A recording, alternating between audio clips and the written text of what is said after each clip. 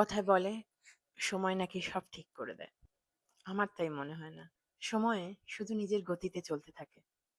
আমাদের মনের মধ্যে হওয়া ক্ষতগুলো একই রকম ভাবে থেকে যায়।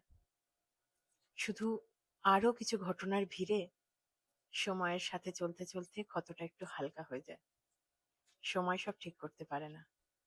সময় নতুন জিনিস যোগ করতে পারে, কিন্তু পুরনো ক্ষত, পুরনো আঘাত, পুরনো হারিয়ে যাওয়াগুলো মনের গভীরে একই রকম ভাবে থেকে যায়। কিছু ক্ষত সময়ের সাথে হালকা হয়ে যায়, কারণ আমরা শিখে যাই সেই কষ্টটা নিয়ে আমাদের কিভাবে বাঁচতে হবে।